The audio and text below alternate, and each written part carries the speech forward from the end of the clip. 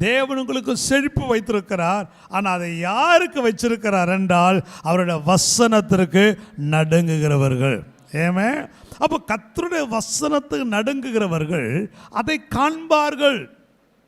அப்போ நீங்கள் அதை காண வேண்டும் என்றால் எல்லாருக்கும், சர்ச்சைக்கு வருகிற எல்லாருக்கும் இந்த வசனம் அல்ல. ஆண்டவர் எடுத்த உடனே கண்டிஷன் பண்றாரு, என் வசனத்துக்கு நடுங்குகிறவர்கள் அதை காண்பார்கள். எதை காண்பார்களா? அவர் உங்களுக்கு சந்தோஷம் உண்டாகும்படி காணப்படுவாரா. ஹல்லேலூயா. The first thing, நீங்கள் அதை காண்பீர்கள் என்றால் யாரை காண்பீர்களா? அங்கே அழகாக சொல்லுறாரு, அவரே தம்மை நீங்கள் காணும்படி அவர் தம்மை வெளிப்படுத்துகிற ஒரு மாதமாக இருக்கும். ஹல்லேலூயா. எவ்வளோ ஆசையாக இருக்கும், யோசித்து பாருங்கள். அவர் தம்மையே நமக்கு வெளிப்படுத்துவார் என்றால், அவர் தம்மையே நமக்கு வெளிப்படுத்துவார். அன்றைக்கு மகத்தில் நாள் மரியாள் கல்லறையில் இயேசுவை காண வேண்டும் என்று சொல்லி அவளோடு போனாள். ஆனால் அங்கே போனால் அவருடைய சீலையும் வெறுமையான கல்லறை தான் பார்க்குறாங்க. பேதுரு ஓடியாந்து பார்க்குறான், வெறுமையான கல்லறையை பார்க்குறான். யோவான் வந்து கல்லறைக்கு உள்ளே போய் பார்க்குறான், அவனு வெறுமையான கல்லறையை பார்க்குறான். எல்லாரும் வெறுமையாக்கப்பட்ட கல்லறையை பார்த்து கொண்டிருக்கிறாங்க. எல்லாரும் பார்த்துட்டு வெறுமை ஒன்றும் இல்லாமையை பார்த்து விட்டு, they couldn't see anything, வாஞ்சோடு தான் வந்தவங்க, ஆனால் வெறுமை கல்லறை பார்க்குறாங்க. எல்லாரும் போயிட்டாங்க. ஆனால் இவள் மாத்திரம் அங்கே நிற்கிறா. அவளுடைய இருதயம் ஏங்குகிறது, எப்படியாவது அவரை பார்க்கணும், எப்படியாவது அவரை பார்க்கணும். அந்த கர்த்தர் தம்மை அவளுக்கு வெளிப்படுத்தினார். ஆமென். அவளுடைய கண்கள் இயேசுவை காண்கிறது. 3 நாளுக்கு முன்பதாக சிலுவையில் அறையப்பட்ட அந்த இயேசுவை இதோ அவளுடைய கண்கள் முகமுகமாய் பார்க்கும்போது அவருடைய இருதயத்தை எவ்வளோ சந்தோஷம் உண்டாயிருக்கு. யோசித்து பாருங்க. அதே கர்த்தர் சொல்லுகிறாரு, இந்த 6வது மாதம் என்ன செய்ய உங்களுக்கு சந்தோஷம் உண்டாகும்படிக்கு அவர் காணப்படுவார். ஏமே, அப்போ நான் யோசித்து அவர் எப்படி காணப்பட போகிறார் அதை குறித்து யோசித்தா பைபிள் ஃபுல்லாக அநேக இடங்களிலே கர்த்தர் தம்மை தம்முடைய பரிசுத்தவான்களுக்கு காண்பித்த பல விதங்கள் உண்டு. அதெல்லாம் இந்த மாதம் நீங்கள் தியானிக்கணும். ஏதோ பிரசங்க நேரத்தில் ஏதோ 1-2 குறிப்பு தான் சொல்ல முடியும். ஆனால் நீங்கள் உட்கார்ந்து இந்த மாதம் முழுவதும் கர்த்தர் காணப்படுவார், தன்னை வெளிப்படுத்துவார், தன்னை காண்பிப்பார். வசனத்தை பயம் நடுங்குகிறவர்களே அதை காண்பார்கள் என்று சொன்னாரே. அதை காணும்போது என் இருதயம் சந்தோஷப்படும் என்று சொன்னாரே. ஆண்டவர் எப்படியெல்லாம் பரிசுத்தவான்கள் கண்டார்கள் என்று நீங்கள் வேதத்தை வாசிக்கும் போது ஒவ்வொரு பரிசுத்தவான்கள் தேவனை எப்படி கண்டார்கள் என்பதை நீங்கள் தியானித்து, ஆண்டவரே இந்த தேவ மனிதன் உம்மை இப்படி கண்டிருப்பார் என்றால், இந்த தேவ மனுஷி உம்மை இவ்விதமாய் கண்டிருப்பாள் என்றால் நானும் அந்த நிலையில காண வேண்டும். அப்படிப்பட்ட நிலைகளை நீங்கள் ஜெபித்து விசுவாசத்தோடு ஜெபித்து வாஞ்சித்தால் அவர் தம்மை வெளிப்படுத்துவார். யோசித்து பாருங்க. முதலாவது ஆபிரகாமுடைய வாழ்க்கையில பார்க்கலாம். தேவன் ஆபிரகாமை பார்த்து சொல்லுகிறார் இல்லையா, உன் ஏக சுதன உன் புத்திரனும் உன் நேசகுமாரனமாக ஈசாக்கை நான் சொல்லுகிற மலையில காண்பிக்கிற மலையில கொண்டு போய் என்ன செய், பலி செலுத்து. அவன் என்னதான் விசுவாச வீரனாக இருந்தாலும் அவனுடைய உள்ளத்தில் அந்த ஏக்கம் இருக்கதான் செய்யும் இல்லையா. அவன் உள்ளத்தில் அந்த ஏக்கம் இருக்கதான் செய்யும். ஏன்னா பலியை கேட்கிறது தன் காத்திருந்து 25 நீண்ட வருடங்கள் காத்திருந்து, நம்ம பாஷையில் சொல்லப்போனால் தவம் இருந்து பெற்ற பிள்ளையை நல்ல இளம் வாலிப பிராயத்தில் பலி செலுத்தும்படி ஆண்டவர் கேட்கிறார். பிரசங்கம் பண்ணது ஈஸியாக இருக்கும். ஆனால் வாழ்க்கை அனுபவத்தில் பார்க்கிறான். மகனுடைய கையை பிடிச்சு கொண்டு அந்த மலையில் ஏறும்பொழுதெல்லாம் அவனுடைய இருதயத்தில் ஒரு ஏக்கம், ஆண்டவரே இடையில இல்லையா இந்த பாத்திரம் என்னை விட்டு நீங்கள் கொடுமானால் நீங்கள் செய்ய வேண்டிய கெத்செமனேல் இயேசு ஜெபிச்ச போல இயேசுவே ஜெபிச்ச இருந்தால் ஆபிரகாமுக்குள்ளே கண்டிப்பாக இருந்திருக்கும். ஏதாவது ஒன்று சொல்லி சரி விடு நம்ம விசுவாசத்தை பார்க்கறதுக்கு தான் நான் பண்ணணும், ஏதாவது சொல்ல மாட்டீரா? அவனுடைய எதிர்பார்ப்பு அந்த மாலையின் உச்சியிலே சென்று ஈசாக்கை அவன் கரங்கு கட்டி அந்த விறகு மேல் வைத்து தன் பட்டயத்தை எடுத்து அவனை கொல்லுகிற நேரத்தில் ஒரு சத்தம் வருகிறது, ஆபிரகாமே ஆபிரகாமே. ஒரு ஆமேன் சொல்லாமே. ஹல்லேலூயா. அவனுக்கு ஒன்றுமே புரியல. உன் பிள்ளையான மேல் உன் கையை போடாதே, நீ கர்த்தருக்கு பயந்தவன் என்று இப்பொழுது நான் அறிந்து கொண்டேன் என்று சொல்லிட்டு உன் கண்களை ஏறெடுத்து பார். ஆமென் சொல்லலாமே. அல்லேலூயா. இந்த காலை வேளையில் கர்த்தர் அவனுக்கு அதுதான் இன்றைக்கு அவனுக்கு சொன்னேன் அதே வார்த்தையை நமக்கு சொல்லுங்க. இந்த மாதம் உங்கள் கண்களை ஏறெடுத்து பாருங்கள். அவர் உங்களுக்கு யாராய் வெளிப்படுவாரா தெரியுமா? யெகோவா ஈரேவாய் அவர் தம்மை உங்களுக்கு வெளிப்படுத்த நீங்கள் காண முடியாமே. கர்த்தர் சொல்றார் உன் கண்களை ஏறெடுத்து பார். ஆனால் புரியல எதற்கு?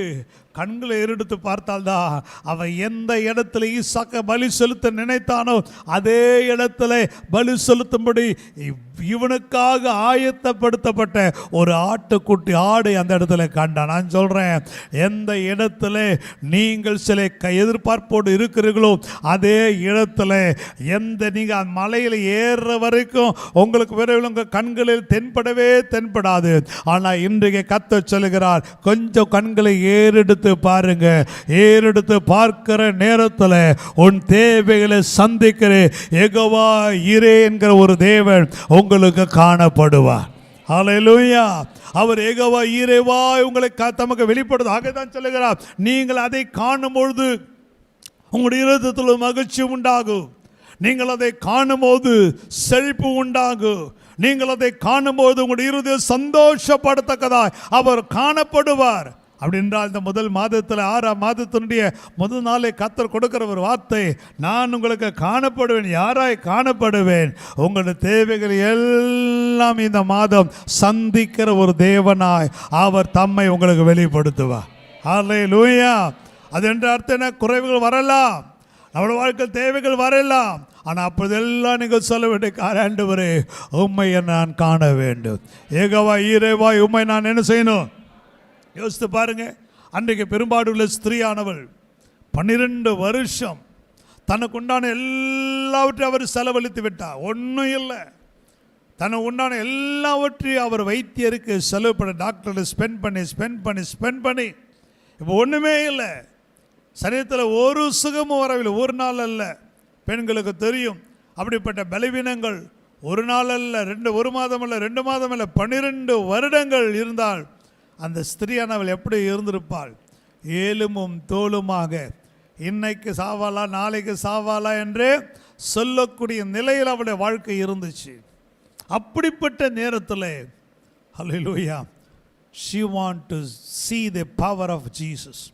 இயேசுவினுடைய வல்லமையை அவள் காண வேண்டும் என்று அவள் விரும்பினாள்.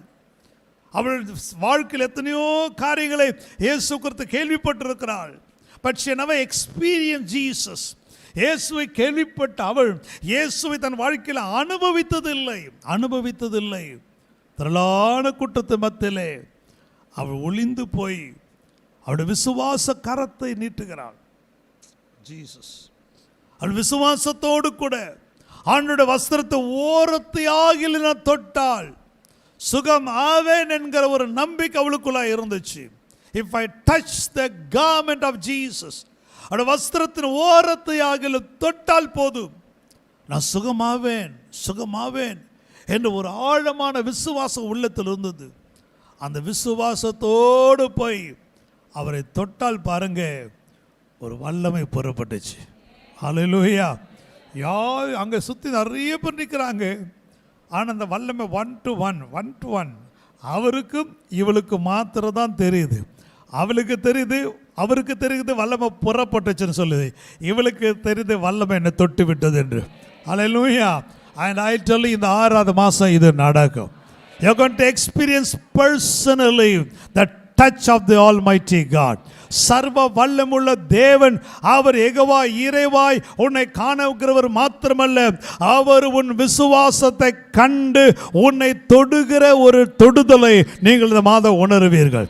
அவர் தொட்டால் ஆமென் எல்லாம் மாறும். ஹல்லேலூயா. அவர் தொட்டு விட்டால் போதும் ஐயா. பைபிளை பாருங்க, குஷ்ட ரோகிகளை அவர் தொடுகிறார், சுத்தமாகிறான். ஒருவன் சொல்லுகிறான், ஆண்டவரே உமக்கு சுத்தம் என்றால் என்னை சுத்தமாக்கும். அவர் சொல்றாரு, எனக்கு சுத்தம் உண்டு, நீ சுத்தமாக என்று சொல்லி அவனை தொடுகிறாரு. சுத்தமாயிட்டான். கண்ணுக்கு தெரியல, கண்ணை தொடுறாரு. கொஞ்சம் உமிழ்நீரை துப்பிட்டு அதை மண்ணில் குழைத்து அதை அப்படியே கண்ணில் பூசுறாரு. பூசிட்டு போய் என்ன சிலுவம் நதியில் போய் கழுவு தொட்டார், சுத்தமாகி விட்டான். நான் சொல்கிறேன், இந்த மாதம் உனக்கு காணப்படுவார் என்று கர்த்தர் சொன்னாரே. யாராய் காணப்பட போகிற தெரியுமா? உன்னுடைய ஒவ்வொரு வாழ்க்கையிலும் உன் விசுவாசத்தின் அளவுக்கு தக்கதாய் உன் வாழ்க்கையில் அற்புதத்தை செய்கிற ஒரு தேவனாய் அவர் தம்மை வெளிப்படுத்துவார். நீங்கள் காண்பீர்கள். யெகோவா ஈரேவாய் மாத்திரமல்ல, உன் தேவைகளை சந்திக்கிறவராய் மாத்திரமல்ல, உன் விசுவாசத்தின் அளவுகோலை வைத்து, அந்த வார்த்தை மறந்துடக்கூடாது, உன் விசுவாசத்தின் அளவுகோலை, உன் விசுவாசம் பெரிதாய் இருக்குமானால் உன் வாழ்க்கையில் அவரை பெரிய தேவனாய் நீங்கள் காண முடியும். உன் விசுவாசம் எவ்வளவு பெரிதாய் இருக்கிறதோ அவ்வளவு பெரிய அற்புதங்கள் இந்த மாதம் உனக்காய் கர்த்தர் வைத்து இருக்கிறார். ஆமென். அவளுடைய வாழ்க்கை நம்பிக்கை ஒன்றுமில்லை. பெரும்பாடுள்ள ஸ்திரீயுடைய வாழ்க்கையில் she was totally finished. ஒன்றுமில்லை அவளுடைய வாழ்க்கையில்.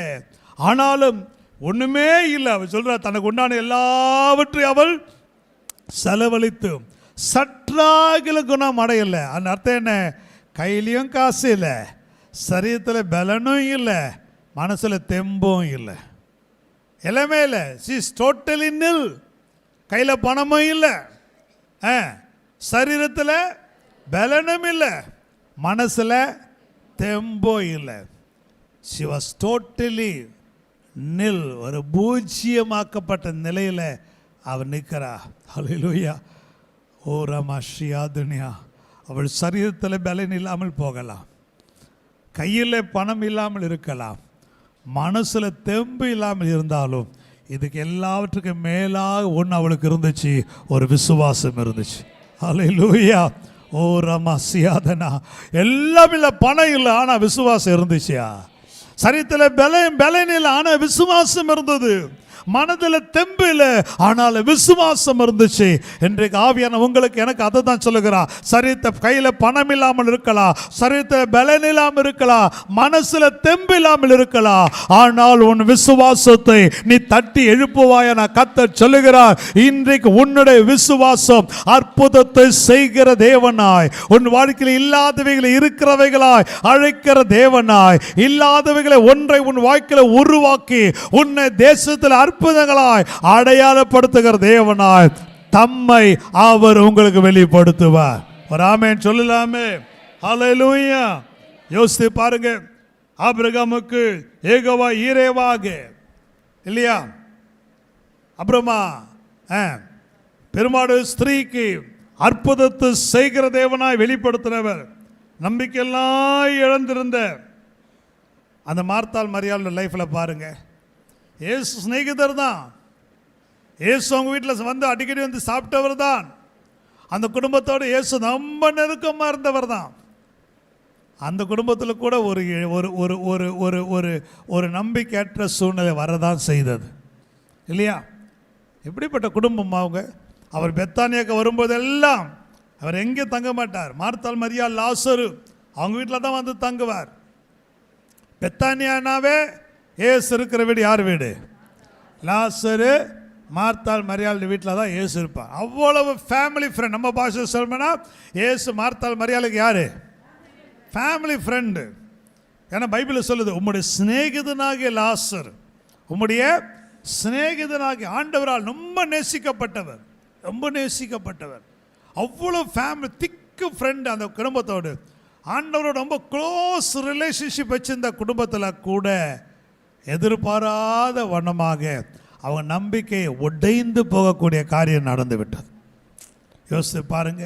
சில சொல்லுவாங்க, எங்கே பாஸ்டர் எவ்வளோ ஜெபிச்சேன், எவ்வளோ கர்த்தருடைய நல்ல நெருக்கமாக இருந்தேன், ஆனாலும் என்ன என் வாழ்க்கையில் அடுத்த நிலைக்கு போக முடியல, மாறி மாறி மாறி மாறி சுழற்காற்றை சொல்கிறதில் போல சுற்றி கொண்டு இருக்கிறேன், நம்பிக்கையெல்லாம் இழந்து போகிறேன். அப்படிப்பட்ட நிலையில் தான் அங்கே லாசரு குடும்பம் இருந்தது. தங்கள் நம்பிக்கையாக இருந்த லாசருவை கல்லறைக்குள் வைத்து விட்டார்கள். ஏசு வருவார், வியாதியாக இருக்கும்போது சொல்லி அனுப்பிட்டாங்க, சுகவீனமாக இருக்கும் சதேகதனாகிய லாசரு சுகவீனமாக இருக்கிறார், வாங்க. வரல. சில நேரத்தில் நம்ம கூப்பிடும்போது ஆண்டவர் வரப்போலே தெரியாது இல்லையா. ஜெபிச்சு ஜெபிச்சு ஜெபிச்சு ஜெபிச்சு சோர்ந்து போயிட்டு உட்கார்ந்துக்கிற நேரத்தில் திடீர் என்று ஒரு செய்தி வருது, இயேசு வரார். ஆமாம், அப்படித்தான் இருந்தது. அவன் உயிரோடு இருக்கிற வரைக்கும் இயேசுவை காணோம். செத்து அடக்க பண்ணப்பட்டு 4 நாள் ஆயிடுச்சு. 4 நாள் கழித்து இயேசு இப்போ அவர்களுக்கு காணப்படுகிறார். அல்லேலூயா. மரியாள்கிட்ட சொல்கிறாங்க, மரியாளே போதகர் வந்திருக்கிற உன்னை அழைக்கிறார். நானும் அந்த என்ன சொல்லி பார்த்தோமா, ஆமாம் இப்போ என்னத்துக்கு வந்தாராம், இப்போ என்ன சொல்லுவோமா சொல்ல மாட்டோமா, நீங்கள் சொல்ல மாட்டீங்க, ஆனால் நான் சொல்லுவேன் கண்டிப்பாக. வியாதியாக இருக்கும் போதெல்லாம் கூப்பிட்டோம், அப்பெல்லாம் பார்க்க வரல. செத்து அடக்கப்படப்பட்டு நம்ம பாஷை சொன்னால் பாலுக்கு 3 நாளில் பார்த்து சொல்லுவாங்களா, 3 நாளில் பால் கூட ஊற்றியாச்சு. இப்போ வந்துட்டார் கேட்க விசாரிக்கிறதுக்கு. வியாதியாக இருக்கும்போது விசாரிக்க வரலையாம், பலவீனமாக இருக்கும்போது சொல்லி அமிச்சாலாம் வரல. எப்போ வந்துருக்கிறாரு சொல்லுங்களேம்மா? செத்து அடக்க பண்ணப்பட்டு எல்லாம் முடிச்சு, நம்ம பாஷையில் சொன்னால் எல்லாம் முடிஞ்சிச்சு. சொல்லுங்கள், எல்லாம் முடிஞ்ச பிறகு இயேசுநாதர் ஒரு மெசேஜ் வருது, இயேசு வந்திருக்கிற உன்னை அழைக்கிறார். ஆனால் மரியாள் விசுவாசம் பாருங்கள், இயேசு வந்திருக்கிற உன்னை அழைக்கிறார் சொன்ன உடனே நம்ம அம்மா இருந்தால் கண்டிப்பாக முறுமுறுத்துப்பான். அப்போ வர முடியாது சொல்லு. அந்த நேரத்தில் அவன் வியாதியாக அவ்வளோ கஷ்டப்பட்டுக்கும் போதெல்லாம் ஆள் அனுப்பணும். அப்போல்லாம் அந்த மனுஷன் வர வேண்டியது தானே. இப்போ என்னவா, இப்போ எதுக்கு வந்தாரா, அழுது எங்களை பார்க்கறதுக்கு வந்தாரா, இல்லை எங்களை துக்க விசாரிக்கிறதுக்கு வந்தாரான்னு 1000 கேள்வி கேட்டுருப்போம் மனுஷீகம். ஆனால் இவர் ஒன்றும் சொல்ல, நேராக ஓடு அவருடைய பாதத்தில் விழுந்து, ஆண்டவரே நீர் இருந்திருப்பீர் என்றால் என் சகோதரன் மறித்திருக்க மாட்டாங்களே. ஆண்டவர் அழைத்து கொண்டு போகிறார். ஜஸ்ட் டோட்டலி ஒன்றுமில்லாத நிலையில் வந்து விட்டார்கள். ஆனால் ஆண்டவருக்கு ஒரே ஆசை என்ன தெரியுமா, தாமதத்து வந்த காரணம் என் பிள்ளைகளுக்கு என்னுடைய உயிர்த்ததில் வல்லமையை அவர்கள் காண வேண்டும். அல்லேலூயா. இத்தனை ஆண்டுகள், கிட்டத்தட்ட 3 ஆண்டுகள் இயேசுவை கண்டவர்கள் தான், ஆண்டவர் வியாதிகளை சுகமாக்கினதை பார்த்தவர்கள் தான், குருடர்களை பார்வடை செய்ததை பார்த்தவதான ஆண்டவருடைய ஆண்டு. இந்த அற்புதத்தால் இதை காட்டில் பெரிய வல்லமை எனக்குள் இருக்கிறது, மரித்து போனவர்களை உயிர்ப்பிக்கிற வல்லமையை, எனக்குள் இருக்கிற அந்த வல்லமையை என்னுடைய பிள்ளைகள் காண வேண்டும் என்று சொல்லி அவர் தாமதிக்கிறார். உங்கள் வாழ்க்கையில் கூட சில விஷயங்கள் தாமதமாக இருக்கலாம், சில ஜபங்களுக்கு சில பதில்கள் இன்னும் வராமல் இருக்கலாம், சில காரியங்கள் ஜெபித்து நீங்கள் சோர்ந்து போயிட்டீங்க, நீங்கள் இப்போ அதுக்கு அந்த காரியத்துக்கு ஜெபிக்காமையே இருந்திருக்கலாம். சிலருக்கெல்லாம் என்னப்பா விட்டுட்டேன் பாஸ்டர், இப்போ நான் ஜெபிக்கிறதே இல்லை விட்டுட்டேன். சில விஷயத்துலலாம் ஆண்டவர் தாமதிக்கிறதை போல உங்களுக்கு தெரியலாம். நான் ஆழமாக விசுவாசிக்கிறேன், எந்தெந்த விஷயத்திலெல்லாம் அவர் உங்களுடைய வாழ்க்கையில் தாமதித்தாரோ அந்த காரியத்தை பின்பதாக அவர் வெளிப்படுத்த காண்பிக்க போகிற ஒரு வல்லமை இருக்கிறது. அவருடைய மகா பெரிய வல்லமையை உங்களுடைய வாழ்க்கையில் அவர் வெளிப்படுத்த விரும்புகிறார். யோசித்து பாருங்க, பார்வோனுடைய வாழ்க்கையில் கர்த்தர் நினைச்சிருந்தா ஃபர்ஸ்ட் டேவே என்ன செஞ்சிடலாம், இஸ்ரவேலர் எகிப்திலிருந்து விடுதலை ஆக்கிடலாம். ஃபர்ஸ்ட் டே போதும், ஒரு நாள் போதும், அவருக்கு ஒரே அற்புதத்தில் தூக்கின்னு வந்துடலாம். ஆனால் கர்த்தர் விடலை. 10 வாதைகள் வசனம் சொல்லுது. பார்வோனுக்கு பயம் வருது, அனுப்பலான்னு நினைக்கிறான். ஆனால் கர்த்தர் அவனை இருத்து என்ன பண்ணுறாரு சொல்லுங்களேன். அப்போ யார் மேலே தப்பு? இஸ்ரேல் ஜனங்கள் கர்த்தர் மேலே தப்பா, பார்வோன் மேலே தப்பா? யோசித்து பாருங்க. கர்த்தர் அவன் போக விடுவதுக்கு அவன் சித்தமுள்ளவனாக இருந்தாலும் இவர் என்ன பண்ணுறாரு, இவன் இருதயத்தை கடினப்படுத்துகிறார். அப்போது நீங்கள் யோசித்தீங்கன்னா, ஏன் பார்வோனுடைய இருதயத்தை 10 முறை அவர் ஏன் கடினப்படுத்துகிறார் தெரியுமா? அவர் மோசையை பார்த்து சொல்லுகிறாரு, என்னுடைய கரத்தின் வல்லமையை பார்வோன் மாத்திரமல்ல சகல ஜாதிகளும் என் வல்லமை அறியணும். அல்லேலூயா. ஏதோ ஒரு காரியத்தை செஞ்சு கத்த தூக்கின்னு வந்துட்டாருன்னு வச்சுங்களேன், தெரியாது. ஆனால் இப்போ பாருங்கள், இஸ்ரவேல் ஜனங்களுக்கு ஏன் அவ்வளோ பெரிய அற்புதம், எவ்வளோ பெரிய காரியத்தை அவனை இருதயத்தை கடினப்படுத்தி இஸ்ரவேல் ஜனங்களுக்கு சோறு வந்துடுச்சு. இவன் நம்மளை தூக்கி போவானா, மோசை கொண்டு போவானா, கொண்டும் போக மாட்டானான்னு தெரியல. இவன் செத்தாலும் நம்மளை என்ன செய்ய மாட்டான், விடவே மாட்டான். ஒரு நாள் ஒரு புருஷன் மனைவி பார்த்து கேட்டானா, என்னம்மா இப்படி என் மேலே அவ்வளோ லவ்வாக இருக்கிறியே, உட்காந்தா இப்படி பைத்தியக்காரி போல் என் மேலே அன்பு வச்சுருக்கிறியே, திடீர்னு எனக்கு ஏதாவது ஆச்சுன்னா நான் செத்துட்டான்னா நீ என்ன பண்ணுவேன், என்ன பண்ணுவீங்க? என்ன பண்ணுவோம் பாஸ்டர்? அவன் ரொம்ப நல்ல மனைவி. அவசரம், ஐயோ நீங்கள் செத்த பிறகு ஒரு நிமிஷம் கூட நான் உயிராக்க மாட்டேன், அடுத்த நிமிஷமே நான் செத்துருவேன், அடுத்த நிமிஷமே சரி, உடனே புருஷன்காரன் சொன்னானா, இன்னைக்கு காலைல தாண்டி ஜோசியக்காரன் போனேன் இவனை, அவன் சொன்னான் உன்னை பிடிச்ச சனியை நீ செத்தாலும் உன்னை அது போல் அவன் விடணும்னு நினச்சாலும் இஸ்ரவேல் ஜனங்க நினச்சிருப்பான். என்ன நினச்சேன்னு, இல்லை இவன் விட மாட்டான். யார் விட மாட்டான்? பார்வோனு விடவே மாட்டான் என்ற முடிவுக்கு வந்துட்டாங்க. ஆனால் கர்த்தர் அவனை கடினப்படுத்த காரணம் பாருங்கள், இஸ்ரவேல் ஜனங்க யுத்தம் செய்ய என்ன இல்லை, பழக்கமே இல்லை. இவங்க அடிமைகள். இவங்க செங்கலை அறுத்து அதை சுட்டு அங்கே வேலை செய்கிறான், அவ்வளோதான். அவங்களை வேறு ஒன்றுமே கொமட்டிக்காயும் வெள்ளரிக்காயும் அவன் கொடுக்கறத அடிமையின் ஆகாரத்தை சாப்பிட்டு கொண்டு அடிமையாகவே வாழ்ந்தாங்க. ஒரு நாள் 2 நாள் இல்லை, 430 வருஷம் அடிமையாக வாழ்ந்துட்டான். இப்போ இவனை எகிப்தில் இருக்கிற இவனை கானானுக்கு கொண்டு போகணும். அப்போ எகிப்திற்கும் கானானுக்கு இடையில பார்த்தீங்கன்னா நிறைய ராஜாக்கள் இருக்கிறார்கள், ராட்சஸ்தர்கள் இருக்கிறார்கள், ஏனாக்கி இருக்கிறார்கள், கானானி இருக்கிறார்கள், ஏத்தியர்கள் இருக்கிறாங்க, எபூசியர், இப்படி பல ராட்சஸ்தர்கள் இருக்கிறாங்க, பல ராஜ்யங்கள் இருக்குது. இவனுக்கு கத்தியே பிடிக்க தெரியாது. இவன் போயிட்டு எங்களை கானான் கொண்டு போக முடியும்? அப்போ என்ன வேலை? ஒரே வழிதான், இவன் வரத பார்க்க உடனே அவனுக்கு பேதி ஆயிடணும். யாருக்கு? எதிராளிக்கு நடுங்கணும். அப்போ என்ன வேலை? என்ன காரணம்? இவனை கண்டு பயப்பட மாட்டான் அவன், ஆனால் இவனோட தேவனை கண்டு அவன் பயப்படணும். ராமன் சொல்லலாமே. அப்போது பாருங்க, அந்த அங்கே எகிப்தில் கர்த்தர் 10 வாதைகளை அனுப்பி ஆண்டவர் செஞ்ச அற்புதமானது இல்லையா? தண்ணீரை ரத்தமாக்குறது, பேனா மாற்றுறது, இருளாய் மாற்றுறது இல்லையா, என்னென்னமோ கல்மழையை பெய்ய வைக்கிறது, எல்லாம் 10 வாதைகள் இந்த ஒவ்வொரு ஆபத்தும் நியூஸ் எங்கே போகுது சொல்லுங்க? கானான் வரைக்கும் போகிற எல்லா தேசத்து போகுது. என்னடா இது, என்னடா அநியாயமாக. ஏன்னா அந்த காலத்தில் பார்வன் தான் உலகத்தை என்ன செய்தான்? ஆண்டு கொண்டிருந்தான். எல்லா இடத்துல பார்வன் தான் தலை, அவன் தான் எல்லாத்தையும் ஆண்டு கொண்டிருந்தான். ஆகவே பார்வோனுடைய தேசத்தில் ஒன்று நடக்குது சொன்னால் உலகமே தெரியுது எல்லாருக்கும். யார் இந்த ஜனம், யார் இந்த ஜனம்? எப்பா பார்வோனே கதி கலங்கிட்டானே, பார்வோனே ஆடிட்டானே, பார்வோனே அந்த அற்புதத்தை, தேவனுடைய வல்லமையான காரியத்தை கேட்க கேட்க கேட்க எல்லா ஜாதிகளுக்கும் என்ன உண்டாச்சு? இப்போ பாருங்க, யுத்த செய்ய பழகாத ஜனங்க போகிறாங்க, இவன் போயினே இருக்கிறான், ஒருத்தனை வாய் திறக்கல, அவன் என்ன பண்ணுறான்? இவங்க போகிறது வழி விட்டு கொண்டே இருக்கிறான். ராமன் சொல்லுங்களேன், ஆண்டவர் எதை செஞ்சாலும் அதுக்கு பின்னாடி அவருடைய அனந்த ஞானத்தை கர்த்தர் வச்சிருக்கிறார். அல்லேலூயா, அனந்த ஞானம் இருக்கிறது. அப்போ அவ்வளோ அவனை கடினப்படுத்தின காரணம் பார்வனுக்காக அல்ல. என் ஜனம் கானானுக்கு போகும்போது அநேக ராட்சஸ்தர்கள், அநேக ராஜாக்கள் இருக்கிறாங்க, என் பிள்ளைய பார்க்கும் போதே அவனுக்கு பயம் உண்டாகணும். அந்த பயம் உண்டாகணும்னா என் பிள்ளைகளோடு கூட போகிறது சர்வ சிருஷ்டிக்கு எஜமானனாகிய கர்த்தர் நான் என்பதை அவர்கள் அறிந்து கொள்ளும்படி அவருடைய பலத்த புயத்தையும் அவர் ஓங்கிய கரத்தையும் உலகம் கண்டபோது பயந்தது. ஆமென் சொல்லலாமே. அவருடைய வல்லமை வெளிப்பட அதே தான் மார்த்தாள் மரியாளுடைய லைஃப்ல தேவன் செல்வி தாமதித்தார். அவங்களுக்கு அன்னைக்கு தெரியல.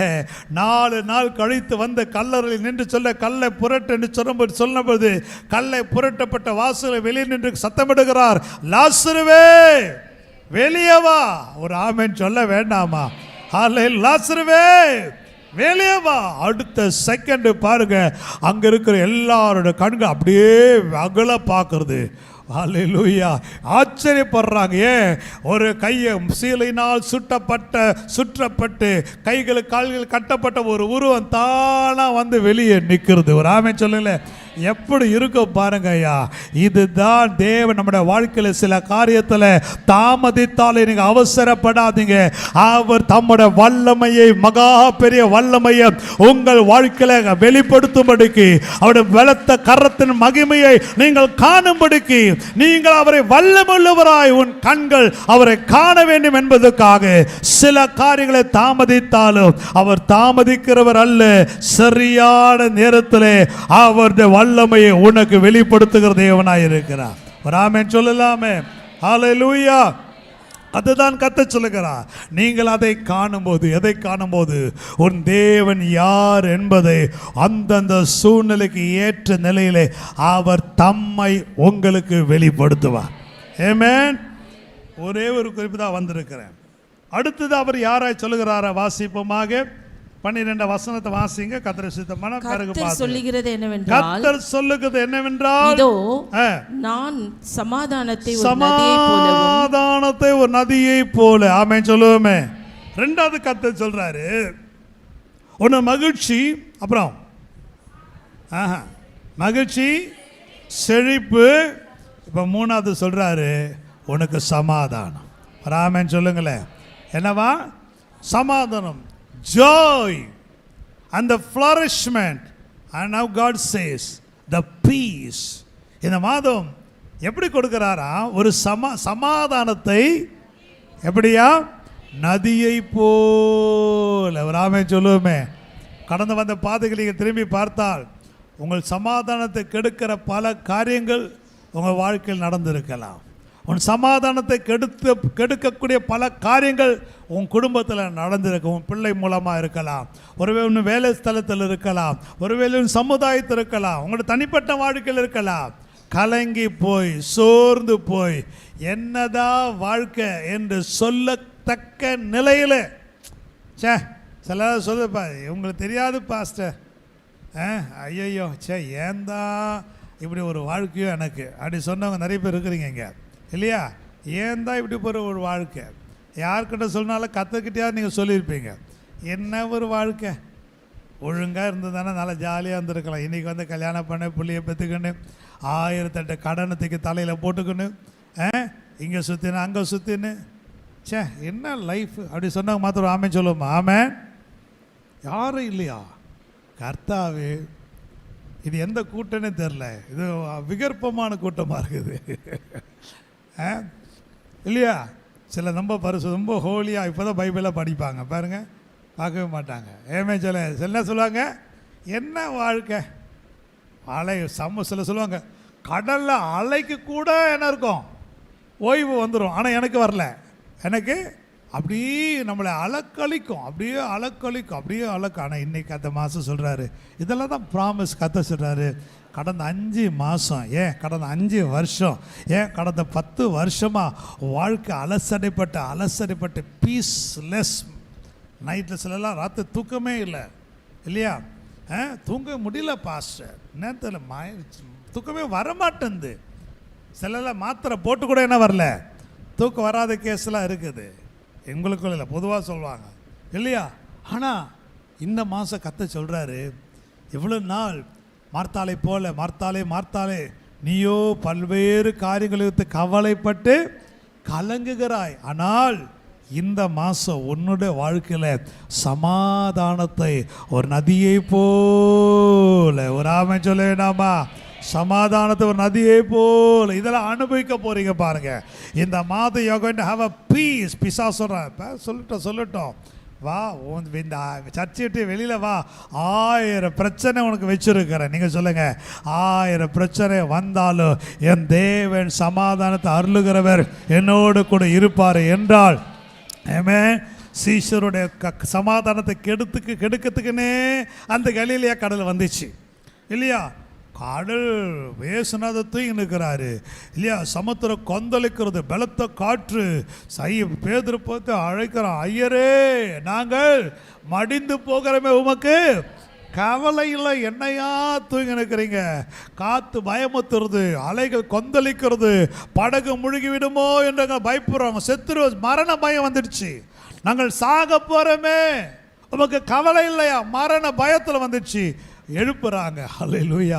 எழுந்த உடனே கர்த்தர் பார்க்குறான், சீஷரை ஒவ்வொரு முகத்தை பார்த்தா அவன் முகம் வெளியேறி போயிருக்குது. அப்படியே பயந்து கலங்கி, கர்த்தாவே என்ன ஆகுமோ என்று பயந்து கொண்டுக்கிறாங்க. ஆண்டவர் எழுந்து சொல்லிட்டாரு, அற்ப விசுவாசி ஏயா பயப்படுறேன், நான் தான் இருக்கிறேன்ல என்று முதலாவது செய்த கரே. எதெல்லாம் அவங்கள பயமுறுத்தினதோ, எதெல்லாம் அவங்கள அதைரியப்படுத்தினதோ, எதெல்லாம் அவங்கள கலங்க செய்ததோ, எதெல்லாம் அவளை அலறும்படி புலம்பும்படி செய்ததோ, அதை பார்த்து சொல்ல, காற்றே இறையாதே, கடலே அமைதலாய் இருந்து ஒரு கட்டளை கொடுத்தார் பாருங்க. வேதம் சொல்லுது, காற்றும் கடலும் அமர்ந்தது. இந்த மாதம் கர்த்தர் தீர்க்கதரிசனம் சொல்லுகிறார், பலருடைய வாழ்க்கையில் அவர் எழும்ப போகிறார், பலருடைய குடும்பத்தில் அவர் எழும்ப போகிறார். உன்னை பயமுறுத்தி கொண்டிருக்கிற, உன் சமாதானத்தை கெடுத்து கொண்டிருக்கிற, உன் மகிழ்ச்சியை கெடுத்து கொண்டிருக்கிற பல காரியங்களுக்கு நேராக அவர் தம்முடைய சத்தத்தை முழங்க பண்ணுவார். அமைதலாயிரு, இறையாதே, அமைதலாயிரு, என் ஜனங்களை நீ கலங்கடித்தது போதும் என்று ஒரு சத்தம் அவர் கொடுக்க. ரெண்டு காரியம் நடக்கும். ஒன்று, உன்னை கலக்கி கொண்டிருக்கிற சமுத்திரங்களும் காற்றுகளும் அதை அமைதலாகும். இன்னொரு பக்கத்தில் உன்னை அறியாத ஒரு சமாதானம் உங்கள் இருதயத்தை கர்த்தர் நிரப்பார்.